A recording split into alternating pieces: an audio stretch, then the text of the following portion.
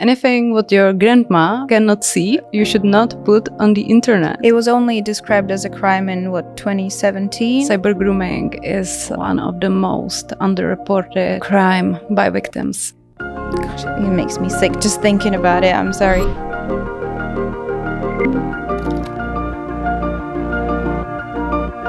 Hello and welcome to another episode of Unlock for 3, your new favorite cybersecurity podcast brought to you by ESET. My name is Bex and I'll be your host. And today I'm here to talk about a very important topic that should be discussed more because it does involve the most vulnerable of us, and that is our children. The topic is grooming. It has to do with online predators. It has to do with prevention and also strategies of how to deal with it. For the parents, for the kids, and for the educators as well. And to discuss that with me today, I have a child psychologist, Kamila Rishankova, here with me. Thank you very much for being here, and welcome to the podcast. Thank you for having me. Let's dive right into it. I sort of hinted at what grooming is, but can you give us the definition? The grooming refers to the process where an adult establishes an emotional contact or connection with a child or a teenager with the goal of manipulating them or exploiting them. So it doesn't always have to be sexual exploitation. There are other endings to the story as well? Mostly it is. Mm-hmm.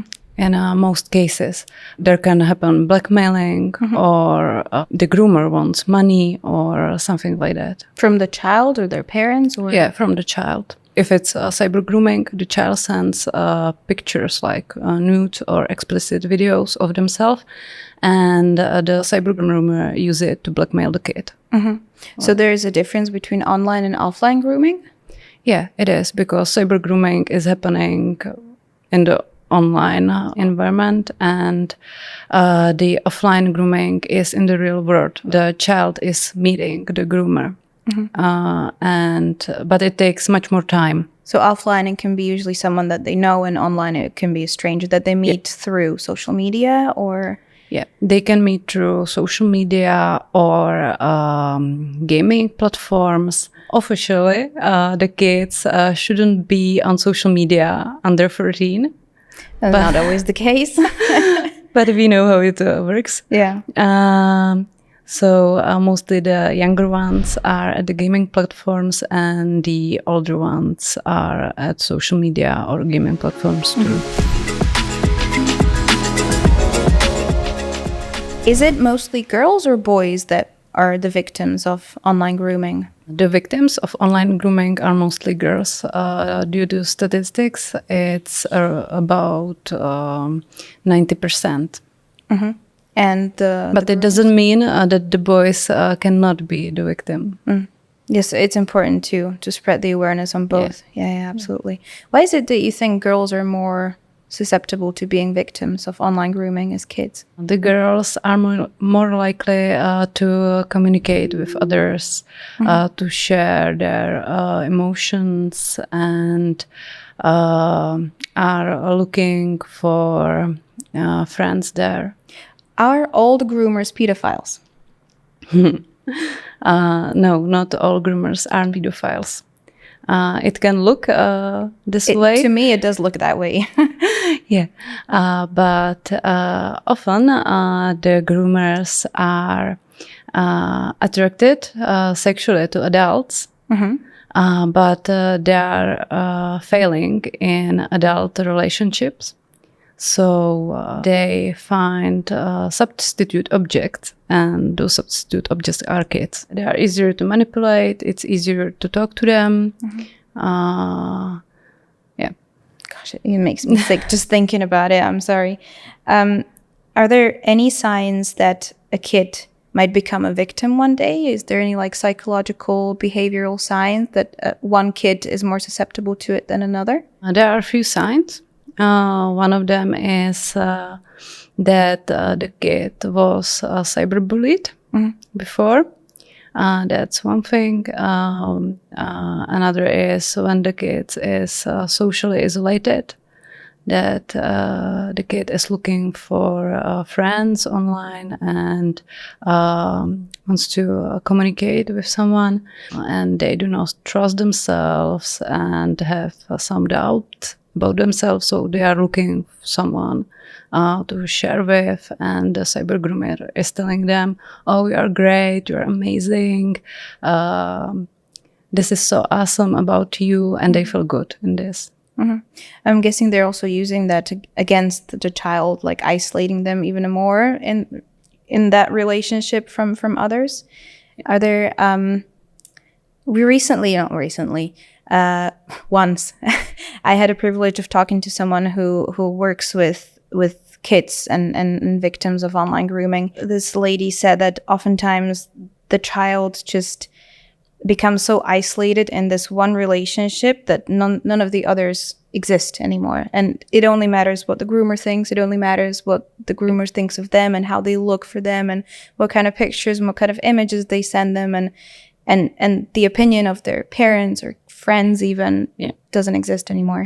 Yeah, it's one part of the process, isolating the kids and their contacts and connections to friends and family and others. Is that done deliberately, or does it happen? Like, is the groomer prepared, like step 1, 2, 3, or how does it work? Yeah, the groomer is very well prepared, and mostly the groomer is very patient.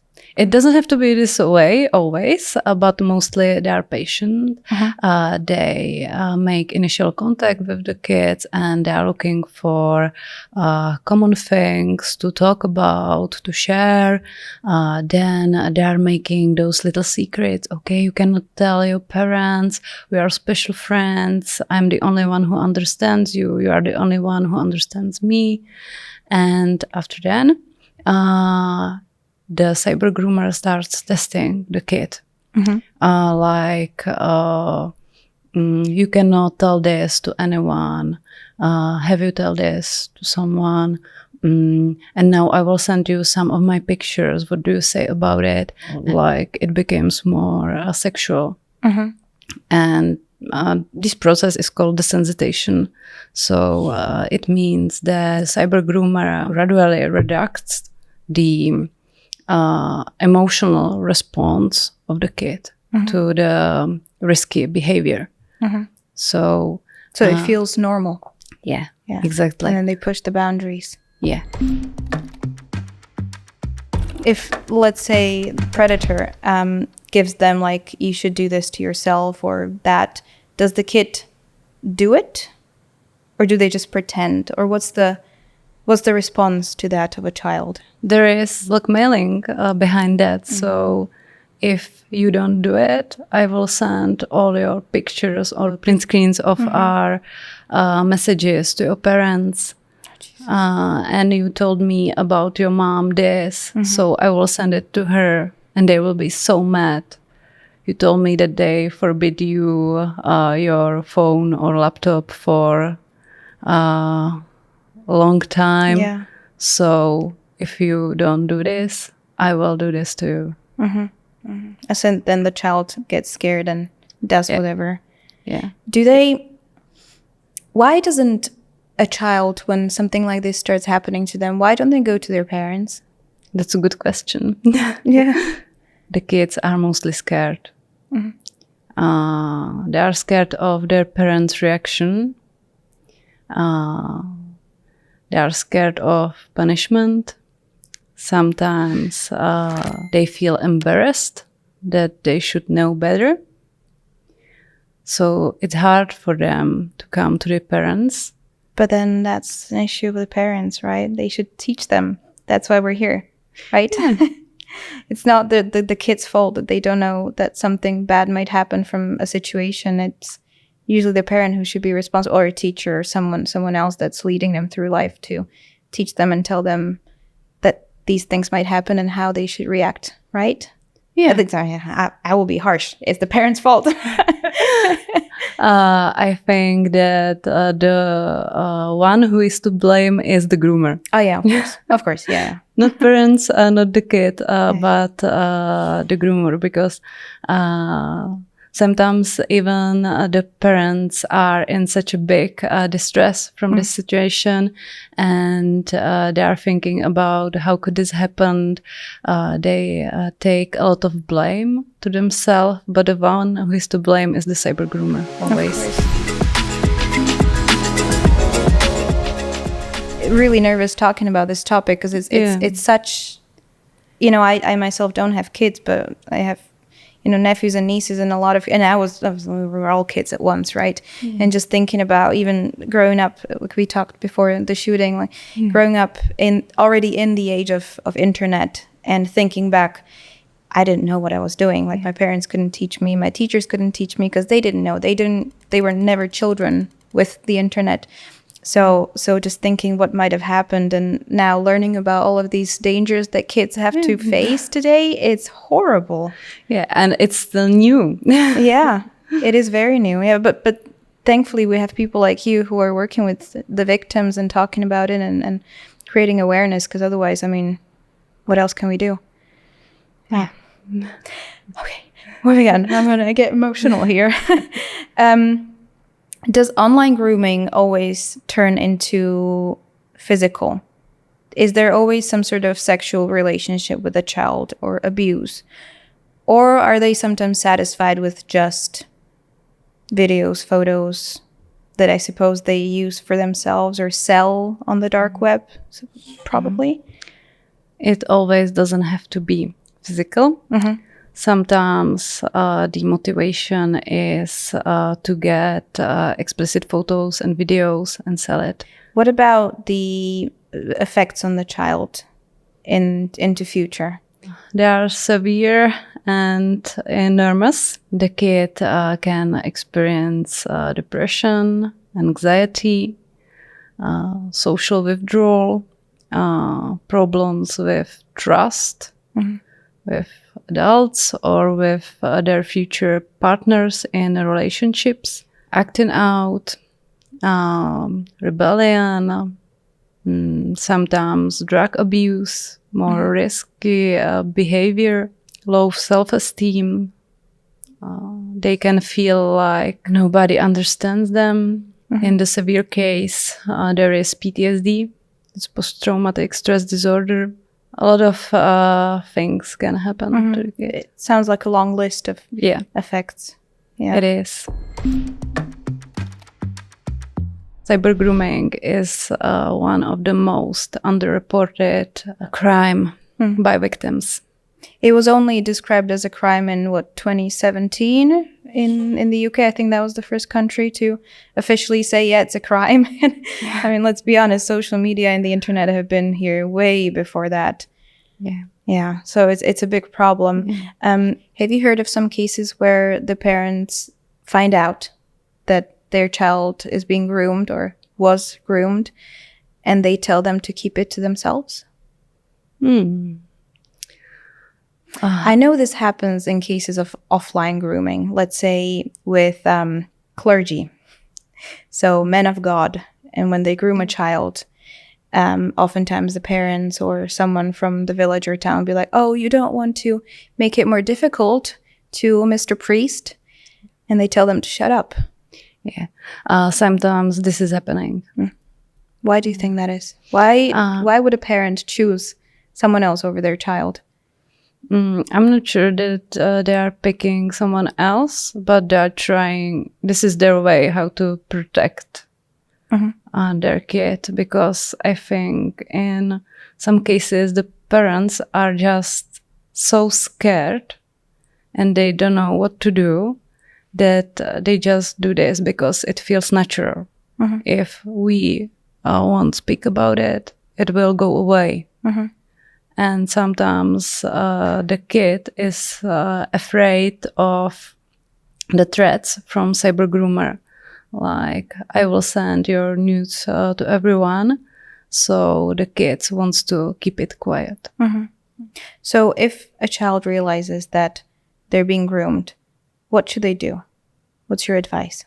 They should go to adults, to parents, and if they are scared of their parents because of punishment or their reaction, they should go to safe adult for them, who will go with the kid to their parent. And then they should save all the conversation and pictures and videos. And it's really hard to do this because mostly even our adult reaction is to delete it all. But they should save it and report it to the authorities like police and block the groomer and cancel and turn off all the contacts with them. When we talk about prevention, how should that happen? How soon can I start with my kid? What tactics? How can I do it? What are the strategies? As soon as your kid starts using any technology device, when the kid is using television or tablets, you use some screen time, and you can explain to your kid why it's important to you to have the screen time. And then when they get older and start using internet, you can explain why is it good for us, and you can show the kid the internet as a city. Create your city with all those stores and parks and swimming pools and so on. And those are the beautiful aspects of the city. But then there are streets when you are sometimes afraid to go, and it's similar with the internet. So you can use this metaphor to explain. And this is something what even the young kids understands. I like that. I've never heard that before. It's a lovely metaphor.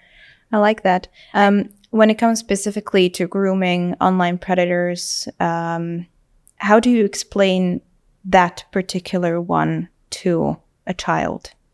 You can start talking about inappropriate questions online, like if someone asks you if your parents are at home, or what are you wearing, if your parents have any parental control on your smartphone or laptop. Those are the red flags. And you can even put this on the paper, write those questions, and you can put it on the green flags and red flags, and the child can practice this. Having it also like physically in front of them all the time. There is the granny rule. Anything what your grandma cannot see and you cannot show her, you should not put on the internet. Oh, write that in big bold letters. Yeah, that's a good one. And you can even take it to another step and put it on the wall at the hall in your home. Everything what your kids post online, you can put there. Oh, wow. So he can show that everything what's online can see people, that it's not hidden somewhere. Yeah. We should also let them know that anything that we put online stays there forever. Yeah. And that anyone can see it, as you said. Yeah. Is it even for someone who works with these victims or law enforcement or parents, if I looked at those messages from the groomer, the initial ones, and you said that most of them pretend that they're only a few years older, would I be able to tell, or can they trick me as well, or trick you? And the initial contact, you can be tricked. Even as an adult who understands. Yeah, it can be really harmless. But when the kids show you, you just can control it over the time. You can just take a look on it and says to the kid something like, okay, we don't know him, we will block him for sure. Yeah, or something like that. So you would need to have a good enough relationship with the kid already, an open relationship, so that they feel safe enough to come to you and you can monitor. Yeah. And mostly the online gaming seems harmless to parents because the kid is just gaming. No? Yeah. And that's where the danger comes in, that it looks harmless. Yeah. What are some of the signs or the red flags that parents should look out for? The parents should look out for these signs like lies, small gifts, or having more money, or the kid being really tired because the kid is going to bed late, spending much more time on their smartphones, mentioning someone new who the kid met online, and the parents can see some mood changes at their kids, like the kid is being more irritable or closed up to themselves, or feeling anxious or depressed. I think those are big changes, but in adolescence, a lot of these can happen, as you said, naturally. So it must be hard to differentiate when it's still in the normal realm and when it's moving on to meaning something else. Yeah, it's hard. It's difficult for parents. Yeah. What would be your top 3 advice for parents and kids to staying safe online? My first tip is to talk to your child about everything online. What you are doing as parent on your smartphone, your laptop. Ask your kid about what they like online and what they did not like that much. Tell them about the city, the nice parts and the bad parts. Yeah, you can show them the city, and then you can talk with them about the privacy settings. Posting something online, the pictures, videos, and show them that all the people can see it if the privacy is not set right. And the third one, to last, educate themselves. Educate kids and the parents. Yeah. And they can do that where, for example? They can look online on Safer Kids Online, for example. Or some platforms are providing some educational lessons about online danger. Yeah. So, and you can ask your kids to keep up. Yeah. The kids can explain it to you. Yeah. They're I think they know a lot more about the online world than we do without even realizing it. Especially, they grew up in it, so they know a lot more. I think it's very important to talk with the kids about the parental control and then put some responsibility on them, age appropriate. What do you mean put some responsibility on them? Yeah, they keep their privacy settings, or that they limit their screen time when they are older and older. I mean, when the kid is 10 or 11, the parents always told them, okay, now turn it off, it's time to go to bed or eat or something. But when the kid is older, like, I don't know, 13, 14, 15, you can try to put this on them. Just, okay, so it would be good if you just recognize when you are tired. Because when the parents is making decisions about all those things, when the kid is adult, it's harder for them to do it. Right. So the parents should also trust themselves. Yeah. That they've done a good job. Yeah. Because most of them do a good job. Yeah, they do. Yeah. They do a great job with their kids. Well, thank you very much. I'm happy that we ended on a happy note because this was not a happy topic and it's quite difficult to talk about. I'm guessing even for you, it's quite difficult to talk about, even though you come in contact with it on a daily basis. But thank you for doing what you do. Thank you for being here with us today. And thank you for teaching me and everybody else about grooming and what to look out for. Really excited that we had the chance to talk to you. Thank you for having me. Thank you. And thank you everyone for watching. I hope you learned quite a lot about grooming and online predators today. I definitely did learn quite a lot. Make sure you follow us on YouTube and Spotify, and I hope to see you next time.